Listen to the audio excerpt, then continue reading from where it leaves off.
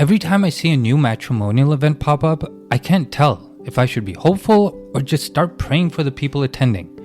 It's like speed dating in hijab form.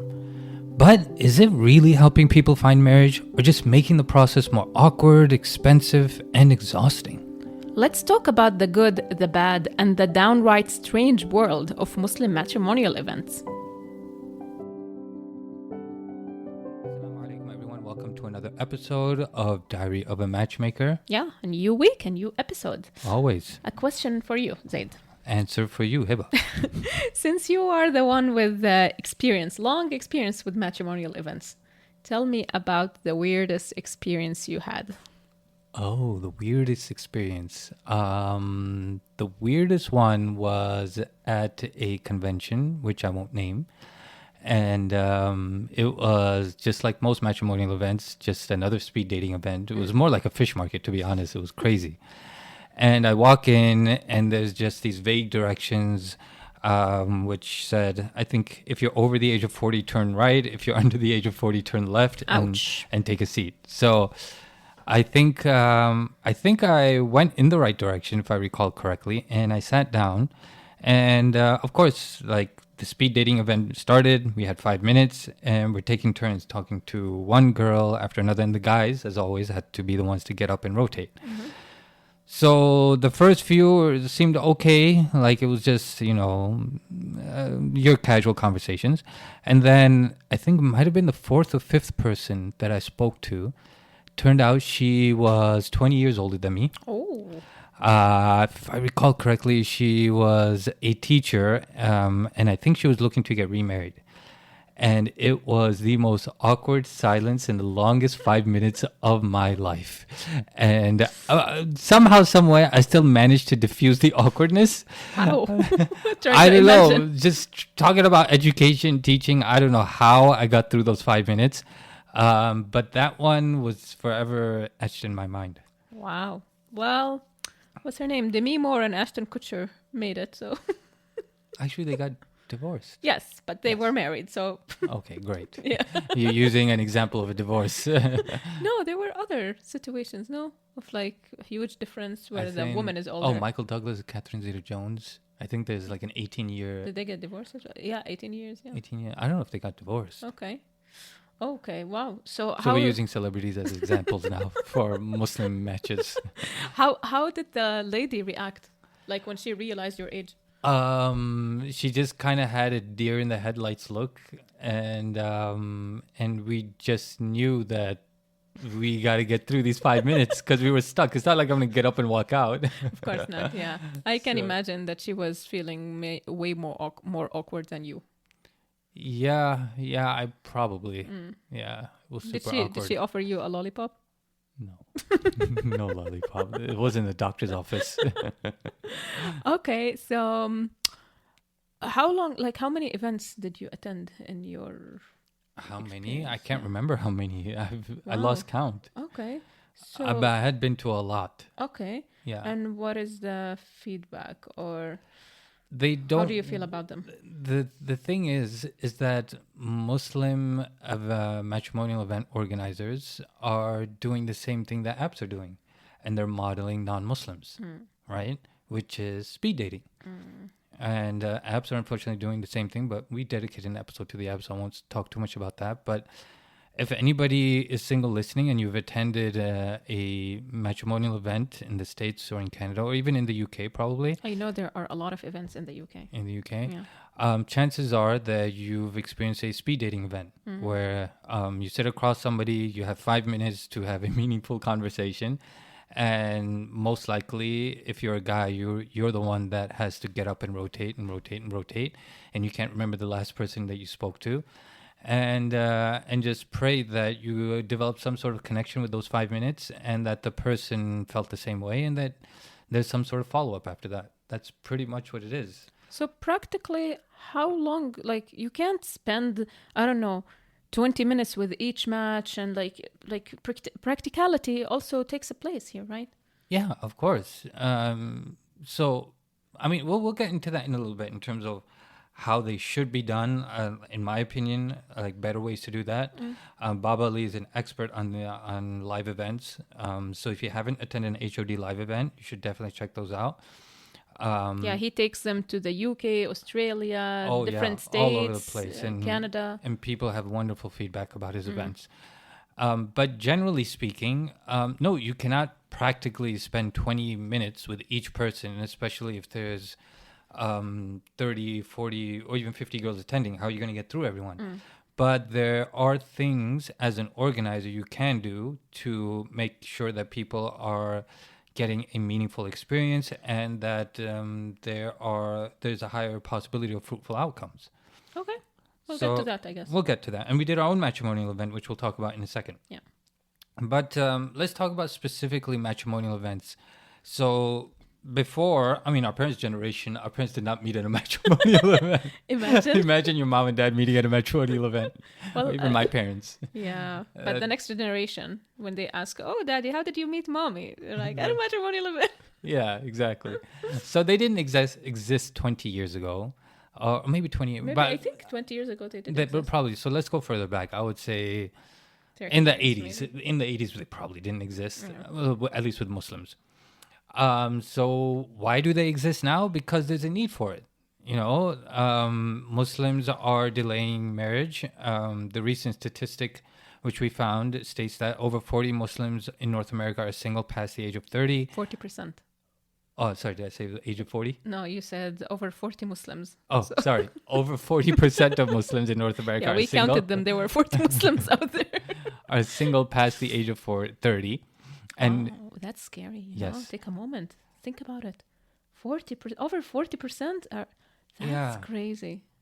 You know, Dr. Fahd was just talking about this in the past episode which we released. Yeah. Which was, this is a common problem back home. In Pakistan, he was talking about, right? Yeah. That the common age of men getting married was 30, sometimes 35. And I can't remember the exact reason why, but it was mainly due to financial reasons. Yeah. But there's no reason why we kind of have to import that same problem here. Like, we import the culture, but we don't have to import the problems too associated with the culture. Yes, yeah. So, it's more like an epidemic now. Yeah. And second part of that statistic is nearly 70% of them find it difficult to meet compatible Muslims for marriage. So we have an epidemic, needless to say. And we have to ask ourselves the serious question: are the solutions that we're providing as a community, as event organizers, solving this problem or not? And the numbers speak for themselves, and the answer is no. Right? And why is that the case? God, we can talk about this for hours. Number one, like I said in the beginning, if we are modeling non-Muslims and trying to find solutions with people that prioritize dating and living together pre-marriage, then obviously we're not going to solve our problems, right? Because our problems are unique to our religion, right? So I'm not here to bash events. You know, matrimonial events do have some success, and there are wonderful event organizers out there. I'm just speaking from personal experience, and as somebody that has hosted a matrimonial event in the past too. We both did that, in fact. So there are a lot of good things. You know, some events, especially when they're done in a smaller group, there's many event organizers that do a very good job organizing them, matching people up based on similarities, you know, matching people up on common interests and values. What else? It's also good, like, for people who are new in this kind of like interactions, people maybe who are not used to talking to the opposite gender. Yeah. So it's like, it's a good introduction to this world in like a structured or like a supervised way, you could say. I mean, and I totally get it. You know, I grew up in a very conservative environment, and so talking to the opposite gender can be a little awkward, you know, especially if, you know, you're not used to it. So, yeah, like you said, just it's in a halal supervised environment. In fact, a lot of event organizers will even invite a scholar to come speak and to just like give you some nasiha, right? So yeah, in general, they're done by professional event organizers, people with experience, and we come across stories sometimes of people who have found their significant other at matrimonial events, right? Okay, so that was the good. What's the ugly? The ugly is basically almost everything I've seen, with the exception of Baba Ali. Baba Ali is just kind of in a league of his own. He's a pioneer. Yes, he is. But the ugly. So let's talk a little bit about that. Like I said in the beginning, speed dating does not work. You cannot get to know somebody for the purpose of marriage within 5 minutes. And I know what your counter question is, how can you practically? And we'll get into that in a bit. So speed dating, number one, does not work. A really funny story we just heard, maybe, I think it was just 2 weeks ago. So we were at a convention. We won't name the convention. And as we usually do, we just go talk to people at their booths, speak to the vendors, talk about marriage and halal match. And one brother approached us and was asking us about our service and how it works. And I asked him, so how did the matrimonial event go at the convention here? And he said literally that it was a complete disaster, and that he was basically on stage, or that the men were going up on stage one after another, essentially auditioning to the girls for marriage. Like saying a few things, and the girls were just standing there in the background. The guys just had to go up, I think, with a mic or something and just talk about themselves. Wow. I'm And trying to imagine it. And the girls, they're like, models going on the stage, like modeling the clothes and stuff, and everyone's watching. And the girl might be like, "Oh, daddy, can I have him? Can I get him? Get me one of those." That's what it sounds like. God, I wish I was just there to observe. Yeah, that's honestly, that's humiliating. It is. It's so humiliating. I think I'd walk out if I was asked to do that. I think I'd definitely walk out. He also mentioned that they kept changing the format like every, 10, 15 minutes. Exactly, because they realized that they were matching people up with significant age gaps. Yeah. So, right? They kept changing it. Wow. Another problem that I've come across many, many times, which I referred to just in the beginning, is the lack of pre-screening. And I'm sure I'm not the only one, where guys are getting matched up with girls much older than them, or vice versa. Girls are getting matched up with guys that are like 20, 30 years older than them. So there has to be, Baba Ali has talked about this too. And I can't say this for a fact, but it does sometimes feel like it's just a money game for event organizers. Because like you are, I don't know if it's right to say it, but like you're preying on the needs of people who might feel desperate. Right. And they're grabbing to any chance, any straw. So they charge $75, $100 for these events. And if they're walking into a fish market. If they're worth it, then charge more. And another element of lack of screening, and I remember I saw multiple like TV shows or YouTube like documentaries or something in the UK about the Muslim matrimonial scene there and the many events they hold. And I saw in my own eyes, like the girl goes to this event, this room, and like there are, 50 women and like 3 or 4 guys. And imagine how awkward the guys must feel, and imagine how awkward the women must feel, and like the competition between them, and like at that point, man, the event organizer should at least refund their money. Absolutely, they should. That's just wrong. Yeah, they're just stealing money from them. So, kind of going back to that point, an imbalance of genders. Like, yes, sometimes I understand people won't show up. Baba Ali has mentioned a few times where like the girls would get so scared they just start getting nauseous and vomiting, and like they wouldn't even walk into the room. So I get that. So, but to the best of your ability, having a balance of girls and guys, there's no reason for what you just mentioned. Right. Performance pressure is also an issue. You're on this timer. Like literally, there's a timer going on in your head. Like, oh my God, I got to put on the best performance I can within 5 minutes. And otherwise I'm going home single, right? So, and they also, what they do, I remember in one of the events, one of the big conferences here in Canada, they also have the biodatas of all the attendees on the wall. And like you're walking. I've been to that. Wow. Yeah. So, like you're browsing and like you're trying to assess just based on what? On height and income, and I don't know. It doesn't sound right. Yeah, and people were taking pictures of the biodatas on the wall or like grabbing the papers. Where's the element of privacy, right? And some events, what do you think about this? Some events where like the single person comes with their parent. Oh, I don't like it at all. And the parents are sitting on the side. Oh, no, I hate that. I hate it. Why? The same reason we don't allow parents to go through the process with us, with the halal match, right? Like we do allow parents on the discovery call if the client wishes for it. But after that, the parents have to stay out of the process.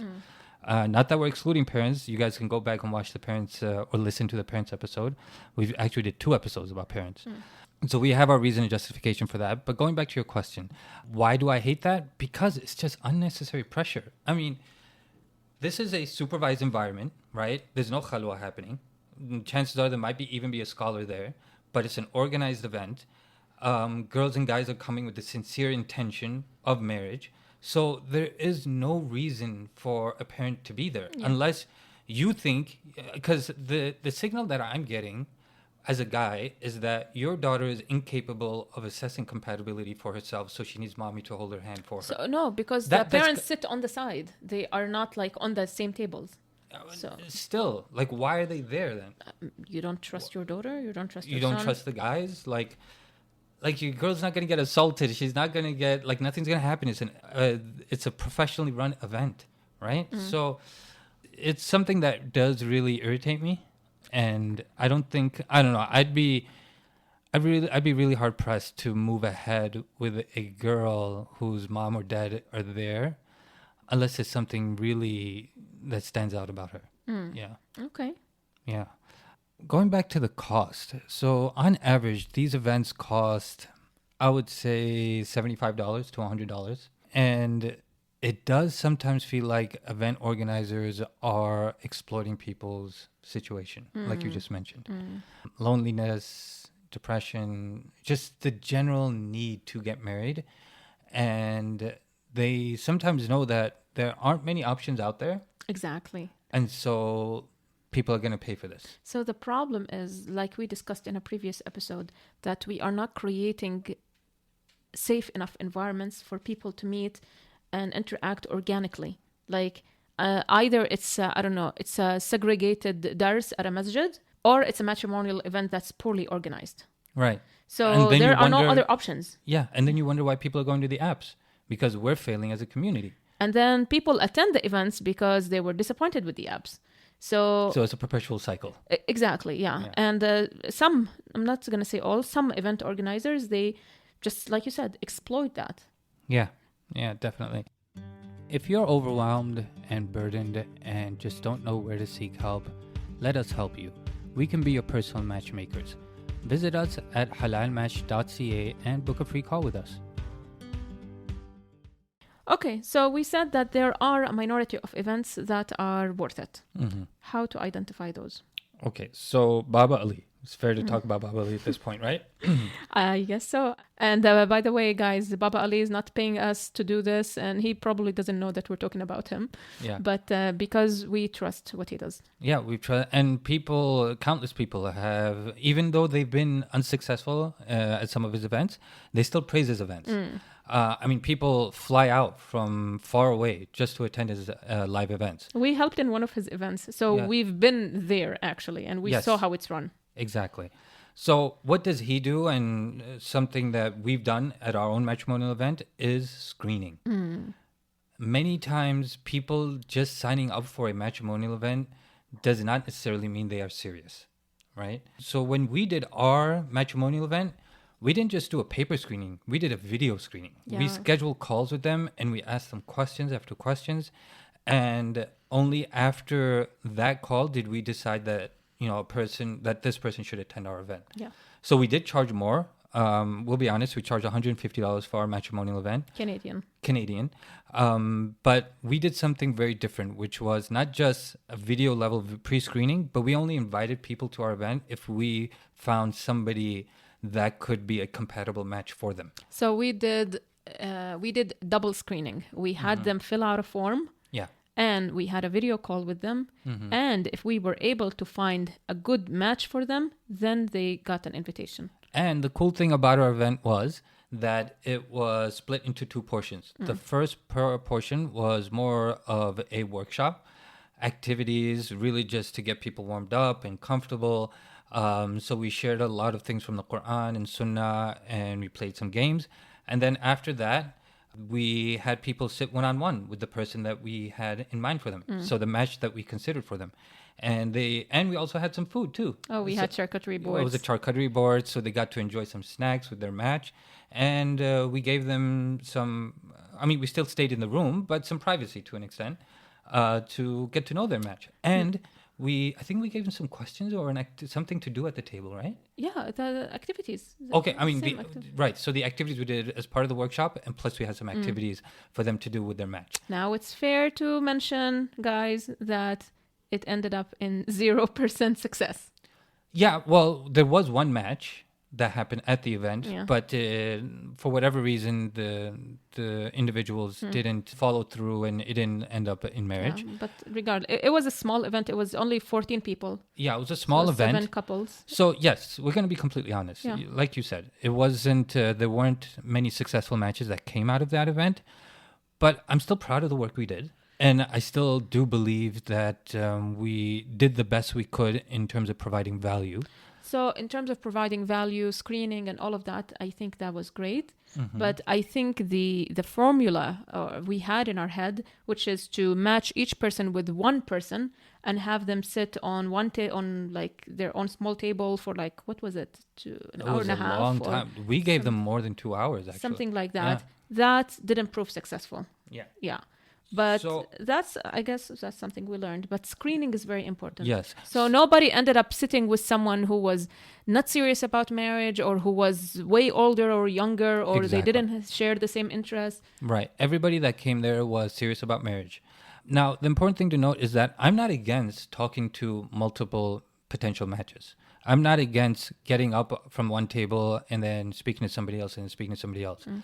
What I'm against is the typical speed dating format of 5 to 7 minutes. 7 minutes is even good. I don't think they give 7 minutes. They give like 2 minutes, 3 minutes. I think it's less than that. Yeah. So even 5 minutes feels a bit generous. So we were talking about what to look for in an event. Number one, like you said, screening. Number two, is there a balance in genders? When people are hosting an event, you can always contact the event organizer through Eventbrite, or if it's Baba Ali, you can send the team an email and just ask them these very basic questions. Is there a balance in genders? Is there screening? Is there any room to learn about the person's values? What kind of activities are there at the event, right? Or are you just supposed to... What is the structure of the event? What is the structure of the event? But more specifically, what kind of activities are there? So I've been to a lot of matrimonial events, speed dating events, where it's just like, find the person that likes biryani. God. Or like, find the person who's never seen a Hollywood movie. And then it just becomes a hunting game. And then you find the person, then you sit down with them. And then you have your list of questions. This is how you assess compatibility. And it's like, there's no fun element to it. There's no... No, actually, it sounds like a lot of fun, but no value. No value. But there's... The activities themselves, they don't allow somebody to step out of their comfort zone. They don't help people who are shy. Let's give one of Baba Ali's activities as an example. Okay. Oh, I remember the straight line. So Baba Ali had all the ladies stand in a straight line at one point, and then all the guys stand in a straight line at one point. And then he would ask questions like, would you marry somebody who's divorced? If yes, step back. If no, stand where you are. Right? Yeah. And so the guys could kind of see what girls would be okay with that depending on their circumstances. Would you marry a strong, independent woman? And then some guys would step and exactly.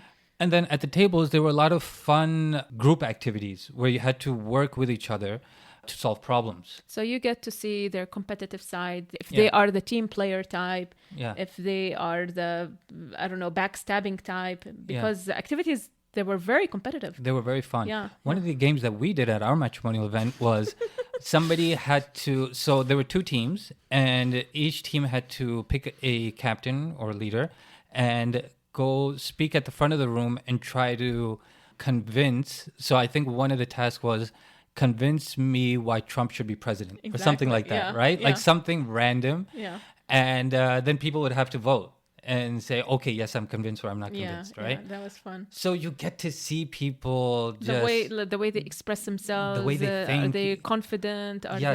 I just laughed a minute ago because I remembered Baba Ali said in one of his events, he was like doing this, there was this activity Yeah. And there was a niqabi girl on the table. Yes. Remember that? And I don't know, for some reason they had like, she flipped and did like 180 ninja move in the air. No. They were doing it was one of those on your feet activities. Oh yeah. Yeah. And so it was like, so the point that he was making was that first impressions are everything. Don't judge a book by its cover. Exactly. So she did a backflip. It was a niqabi girl doing a backflip. I'm like, wow. Yeah. I've never seen that before. Yeah. And then I think in another activity, they were supposed to like go from like one table to another and like to try to find cards or something. I'm not sure. Yeah. And there was a guy who like showed zero ethics because he was so competitive. That he was cheating? Either he was cheating or like he did something that showed zero ethics.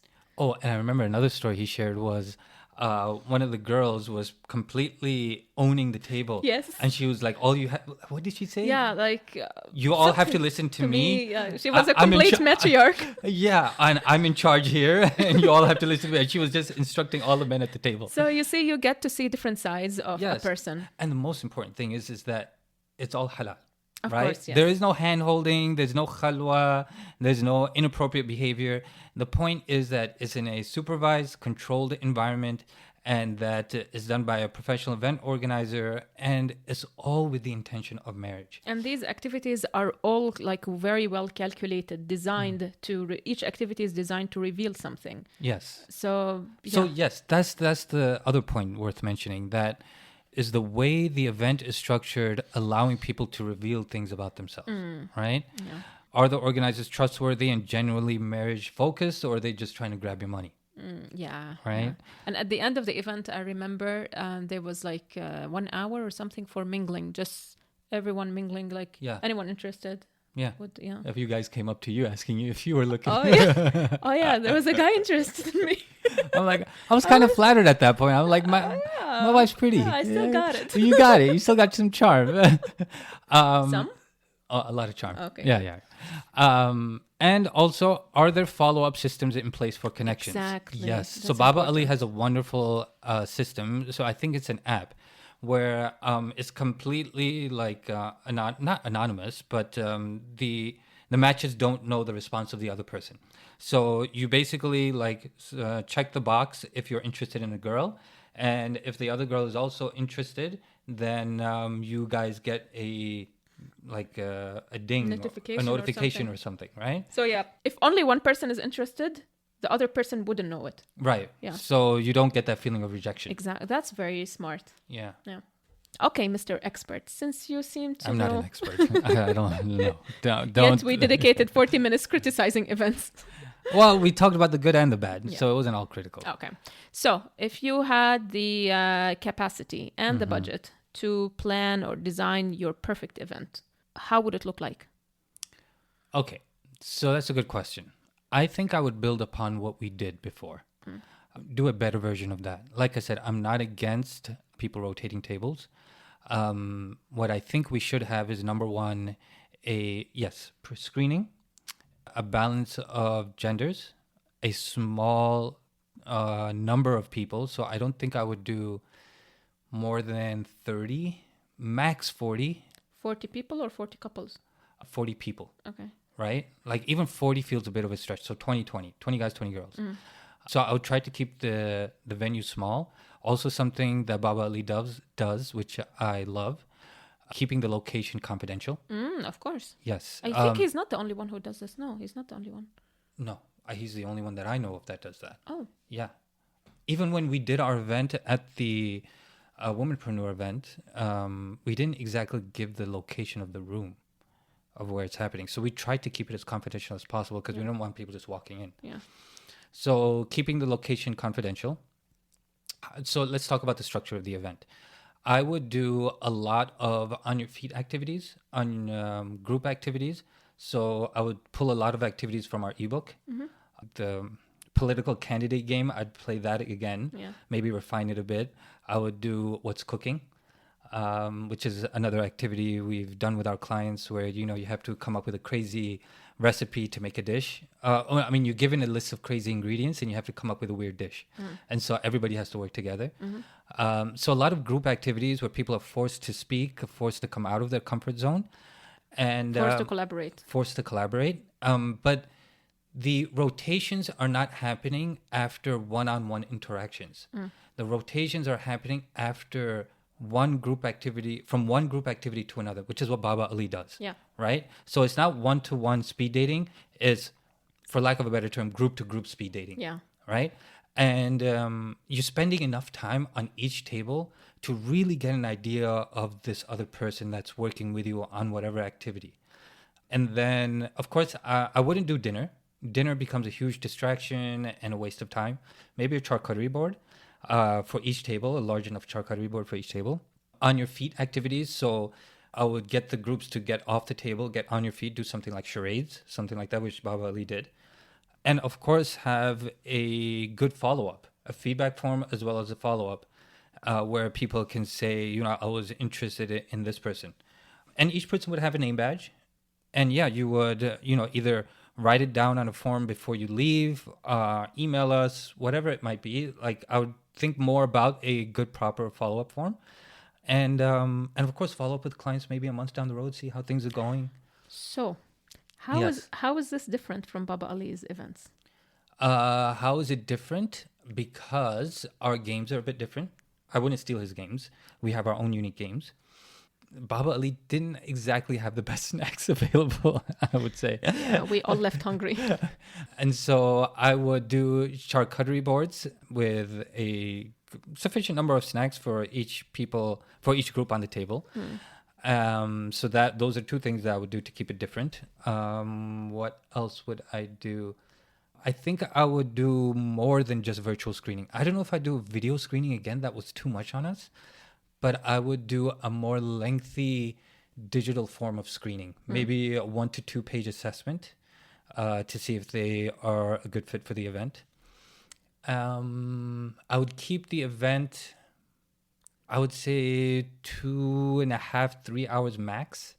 Even that feels like a bit of a stretch. Oh, yes. And the other important thing, which Baba Ali doesn't do. I'm not criticizing Baba Ali. I love Baba Ali, and he does a wonderful job. But what I would do differently is I would have a premarital workshop component attached to it, which we do, by the way. We've done it at masjids, and we've done it for MSAs. And I would definitely add that component. So a shorter version, because our workshop goes on for about 3 hours. So I'll do maybe a half hour, maybe 45-minute workshop, giving them some basic tools that they can use into the matrimonial event itself. If possible, maybe extending the event and bring on a scholar to speak, but that might be stretching it a bit too much. So I don't know. All of these things, like, we haven't done a matrimonial event since that day because it really took a lot of energy and work out of us, but we haven't completely removed it off the table. We might do it again at some point, but those are the things I would do different. Okay. To be honest, sounds too idealistic. No, actually no. Sounds just like some modifications to Baba Ali's events.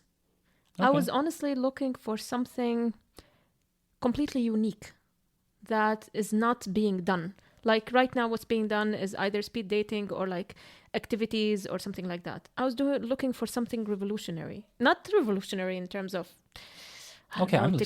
So I don't have the answer, but I'm looking. Maybe some guys, if you're listening, well, I know you're listening because you can hear me right now. Exactly. So if you have like an idea for something unique, I don't know, like when social media came out, for example, that was unique. There was nothing like it before. It didn't build on anything before. Maybe Messenger was not social media. Well, I'm not building on Baba Ali. I'm building on what we've done. Okay. So what we've done is similar, like falls under the same category of what's out there. Activities, rotations, food, all of that. Right. I'm looking for something completely unique. So it has to be in person. It has to be private. There has to be screening involved. Okay. There has to be active. So I'm just thinking about the core elements. That's factors. Privacy. That's more like factors, not elements. Like that's parameters. Parameters. Okay. Yeah. So what did I say? Confidentiality, screening, balance of genders, small venue, unique activities. So I'm looking for a unique structure. I don't have the answer. So I would say our first matrimonial event was unique in its structure. Yes, it was. Because it was, like we said, one-on-one. It was one-on-one, a premarital workshop attached to it. But the fact that it wasn't fruitful is something to learn from, Yeah, of course. right? Of course. We That would we be can't, idiots not to learn yes. from that experience. So we can't put all our eggs in one basket Mm. and expect results. So yeah, I'm I don't still. You know So what? I'll just kind of leave that for the audience. I think that's gonna be my next project. Coming up with a unique idea for a matrimonial event. I would love to do another matrimonial event. Me too. But only if it's different. I don't want to copy what people are doing. We're not going to copy people. We don't copy people. Our first one was unique, and I think we could build off of that. Okay, guys, if you have any ideas for us Or girls, how to design a unique matrimonial event, Mm-hmm. please shoot us an email. Like, I'm thirsty for some fresh ideas. For sure. Okay. Okay. I guess we could leave you guys with that, or just other questions. If you guys have been to matrimonial events, please share your experiences. We'd love to. Yes. You know, was it an audition-like experience? Was it not? Was it speed dating? Or did you, meet your significant other at a matrimonial event? Let us know. We'd love to learn from you guys. The only way this podcast grows is, if you guys interact with us and give us your feedback. And also let us know what new topics would you like us to discuss in future episodes. That too. Yeah. All right. Until next time. Assalamu Assalamu alaikum. alaikum.